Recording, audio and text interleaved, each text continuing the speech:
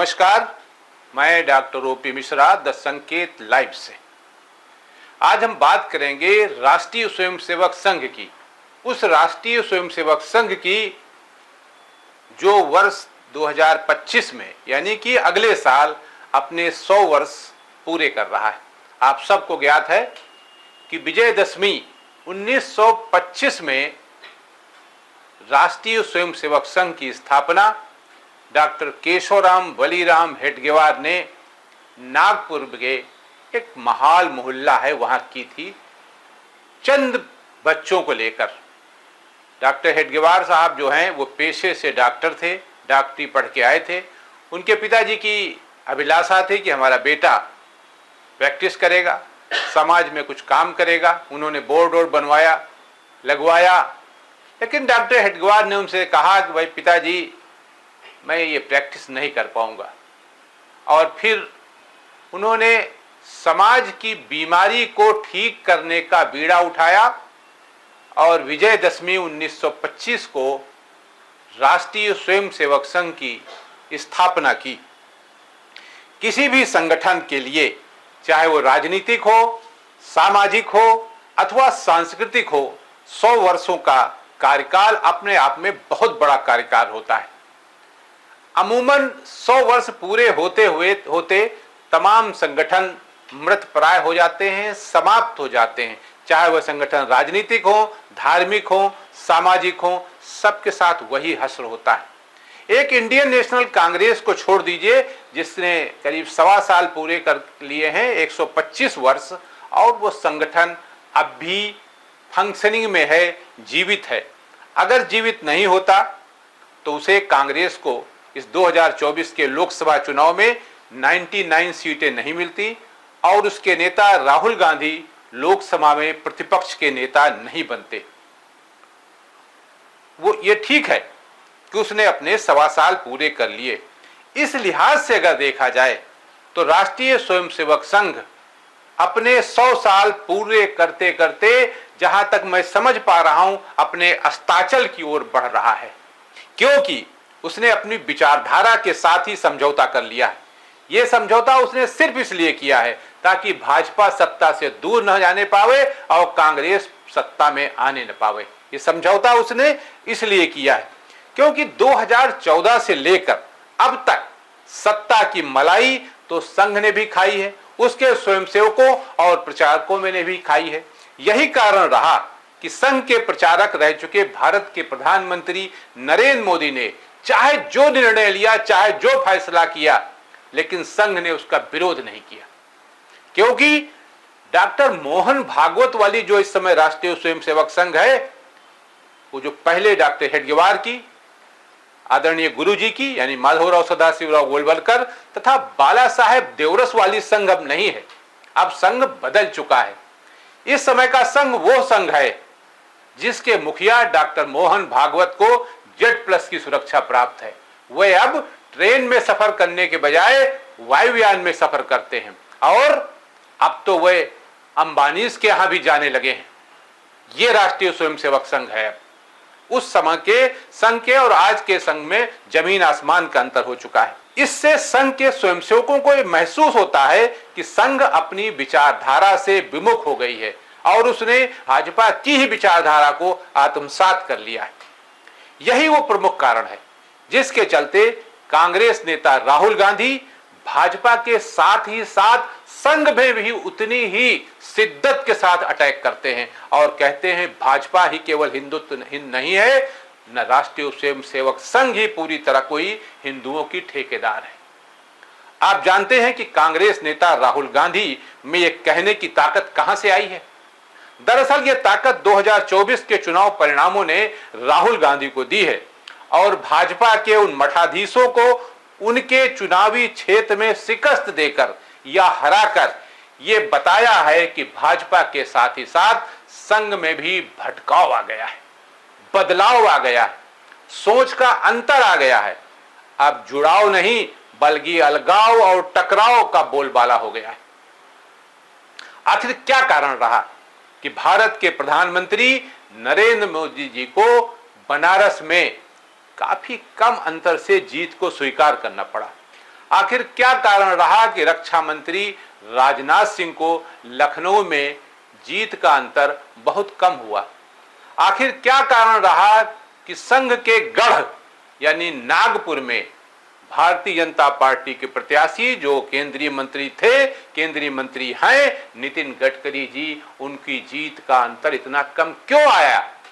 संघ का बहुत बड़ा काम है, वहां क्यों आया? इसी तरह अयोध्या जिसके नाम पर बड़े बड़े ख्वाब सजाए गए थे, वहां भाजपा प्रत्याशी लल्लू सिंह को हार का सामना क्यों करना पड़ा?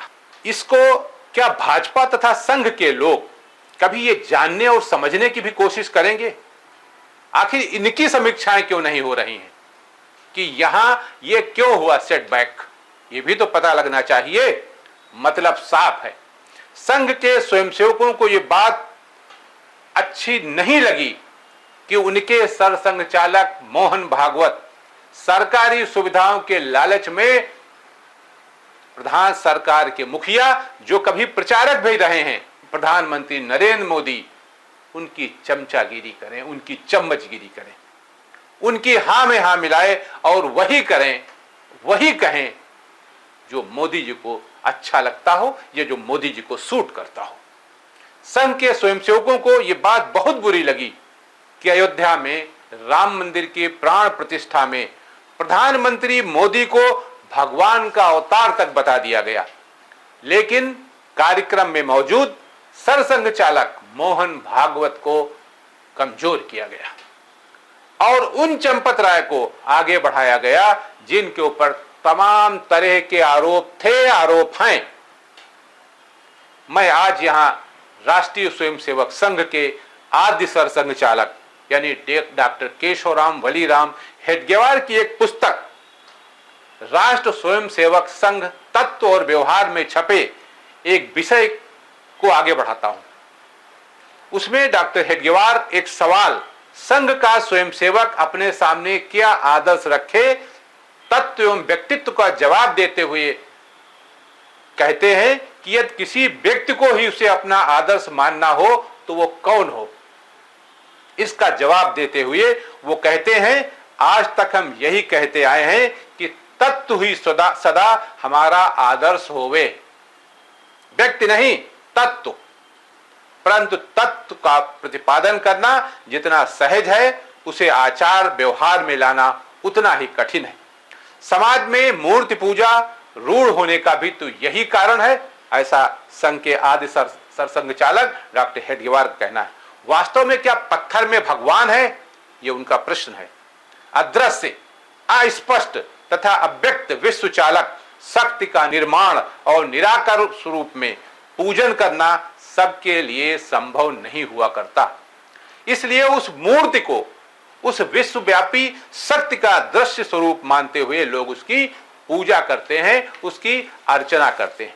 डॉक्टर हेडगेवार आगे कहते हैं कि हमारे लिए आदर्श व्यक्ति वही हो सकता है जो न हमसे कभी दूर जाए और न ही हम उससे आजन्म दूर जाएं, जिसे हम सद्गुणों का मूर्तिमान स्वरूप समझते हों, जिसे सदा प्रायदाता मानते हों, वही व्यक्ति हमारा आदर्श होना चाहिए। अन्यथा आदर्श माने हुए व्यक्तित्व से यदि कोई भूल हो जाए तो हमें कोई दूसरा आदर्श ढूंढना पड़ेगा। आज उसी व्यक्ति की तलाश शायद समाज कर रहा है, एक ऐसे व्यक्ति की तलाश जो समाज में कुछ अलग ढंग का कर सके, उसकी तलाश शायद समाज कर रहा है। क्योंकि समाज की कसौटी पर, हिंदुत्व की कसौटी पर और हिंदू राष्ट्र की कसौटी पर न तो संघ प्रमुख मोहन भागवत खरे उतरे और न ही प्रधानमंत्री नरेंद्र मोदी ही खरे उतरे, जो स्वयं संघ के प्रचारक रह चुके थे। प्रधानमंत्री, आप सब जानते हैं कि प्रधानमंत्री नरेंद्र मोदी जी गुजरात के मुख्यमंत्री बनने से पहले राष्ट्रीय स्वयंसेवक संघ के प्रचारक थे, विस्तारक थे।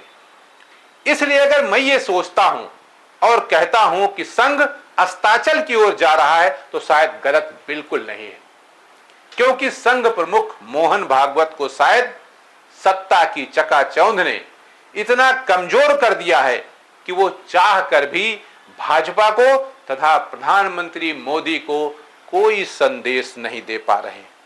वो अगर एक बार चाहे भी कि हम कोई संदेश दें तो वो संदेश नहीं दे पा रहे हैं। कहा गया है कृतज्ञता हमसे वो सब कुछ करा देती है जो नियम की दृष्टि से गलत है। वो कृतज्ञ है इस समय प्रधानमंत्री मोदी के, राष्ट्रीय स्वयंसेवक संघ के संचालक मोहन भागवत, इसलिए वो कुछ नहीं कर पा रहे हैं। हालत यह है कि आज की तारीख में प्रधानमंत्री मोदी संघ प्रमुख मोहन भागवत से संवाद स्थापित करना भी आवश्यक नहीं समझते। वो उनसे न मिलना पसंद करते हैं न बात करना पसंद करते हैं। ये सही है कि चुनाव के कुछ समय पहले वो संघ प्रमुख से मिलने की उन्होंने इच्छा जाहिर की थी, प्रयास भी किया था, लेकिन तब संघ प्रमुख उनसे नहीं मिले। ऐसे में जिस तरह की स्थितियों का निर्माण हो रहा है उससे न तो हिंदू समाज का भला हो सकता है और न ही संघ की स्वीकार्यता ही बढ़ सकती है।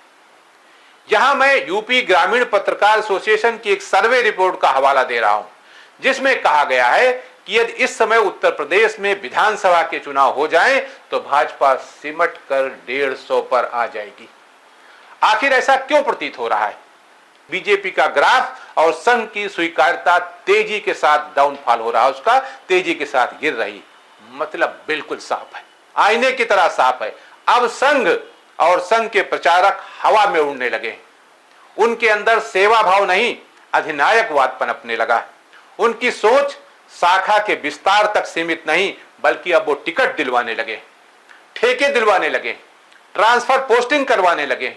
वो भी किसी संघ के व्यक्ति को नहीं, बल्कि धन्ना सेठों को, पैसे वालों को, जो उनकी सेवा कर सके, उनके लिए गाड़ी उपलब्ध करा सके, उनके घूमने फिरने की व्यवस्था कर सके।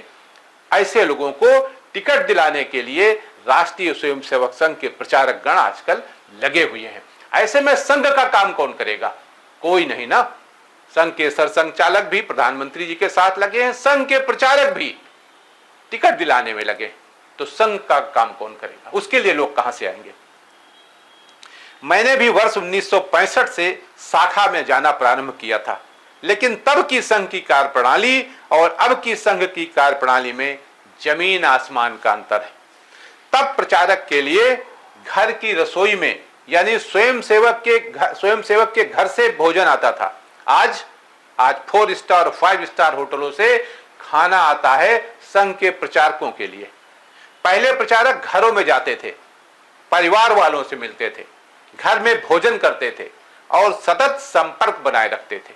लेकिन आज के प्रचारकों ने संपर्क और शाखा दोनों से मुंह मोड़ लिया।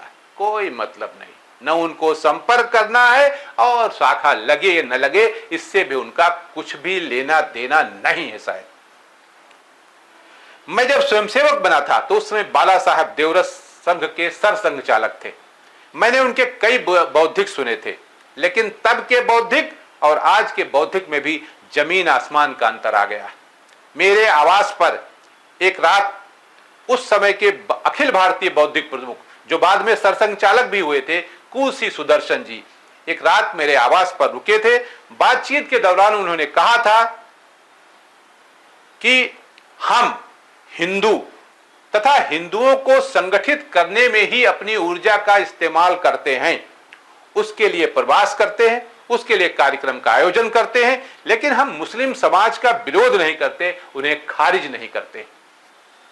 जबकि यदि आज के संबंध में, आज के संदर्भ में संघ को परखा जाए तो पता चलता है कि अब संघ प्रमुख का भाषण राजनीति और सत्ता पर केंद्रित होता है, क्योंकि अब शायद संघ को भी यकीन हो चला है कि संघ के सर्वाइवल के लिए सत्ता चाहिए ही, लेकिन सत्ता कब तक रहेगी?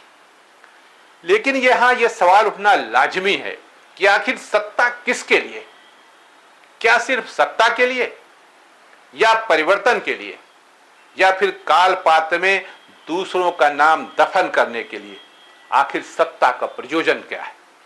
संघ और भाजपा दोनों को यह ध्रुव सत्य समझ लेना चाहिए कि सत्ता तभी तक आपके पास रहेगी जब तक आप आम आदमी से संवाद करते रहेंगे, उसके मनोभावों को समझते रहेंगे, उसके दुख सुख के सारथी बनेंगे। खाली ब्रेन वॉश करने से या व्हाट्सएप यूनिवर्सिटी पर रोज नया शिगुफा छोड़ने से कुछ नहीं होने वाला। समाज बहुत चतुर है, बहुत गंभीरता से समझता है और एक एक बात पर पैनी नजर रखता है। जबकि संघ और संघ के प्रचारक तथा प्रचारक से प्रधानमंत्री बने नरेंद्र दामोदर दास मोदी अब शायद इन सब से ऊपर आ चुके हैं और शायद यही दूरी, यही ऊपर जाने की तमन्ना संघ के अस्ताचल का कारण बनेगी। जबकि संघ और संघ के प्रचारक तथा प्रचारक से प्रधानमंत्री बने नरेंद्र दामोदर दास मोदी अब शायद इन सब से ऊपर आ चुके हैं और शायद यही दूरी, यही ऊपर जाने की उनकी तमन्ना संघ के अस्ताचल का कारण बनेगी। ऐसा मैं नहीं कह रहा हूं, ऐसा समाज कह रहा है, क्योंकि अब समाज बहुत दूर तक देखता है, बहुत नजदीक से समझता है और एक एक बात पर पैनी नजर रखता है। इसलिए जब कोई भी बात, चाहे वो संघ कहता है, चाहे भारतीय जनता पार्टी कहती है, चाहे विपक्ष करता है, उसको आम आदमी बहुत ही ठंडे दिमाग से एनालाइज करता है और तब किसी नतीजे पर पहुंचता है। चुनाव के समय यही तो हुआ। लग रहा था शाइनिंग इंडिया, चमक रहा है भारत, चमक रहा है मोदी और चमक रही है भाजपा, लेकिन चुनाव के नतीजों ने इसको पलट दिया। गोदी मीडिया भी वही चिल्ला रहा था, लेकिन आम आदमी के दिलो दिमाग में क्या था ये न संघ समझ पाया न भाजपा समझ पाई और उसका कारण है संघ शाखाओं से दूर हो गया, संघ संवाद से दूर हो गया है, संघ व्यक्ति से व्यक्ति जोड़ने की प्रक्रिया से दूर हो गया है। संघ अब घरों घरों में नहीं पहुंच पा रहा है। संघ के लोग और संघ के बीच दूरी बढ़ती जा रही है। गुण दक्षिणा कार्यक्रम को अगर छोड़ दीजिए तो संघ के लोग अब एक साथ मिल भी नहीं पा रहे हैं। यह हालत हो गई। अब सिर्फ यह है कि संघ के प्रचारकों के पैर छुए जाएं और पैर भी वही लोग छुएंगे जिनके राजनीतिक हित होंगे। संघ का कोई स्वयंसेवक न इनमें न कभी पैर किसी के छुए गए, न आज पैर किसी के छुए जाने की परंपरा है। संघ में ये परंपरा ही नहीं। लेकिन जो नए प्रचारक गण आए हुए हैं, इन्होंने इस परंपरा को डेवलप किया है और पैर छुआने में वो अपने आप को गौरवान्वित महसूस करते हैं। लेकिन ये परंपरा गलत है। अगर संघ को सरवाइव करना है, संघ को 100 वर्ष के बाद भी आगे चलना है, तो संघ को अपनी नीतियों में, रीतियों में परिवर्तन करना होगा। भाजपा का पिछलग्गू बनने से बचना होगा। लेकिन ये काम डॉक्टर मोहन भागवत कर पाएंगे, इसमें मुझे शंका है। आज के लिए इतना ही। नमस्कार।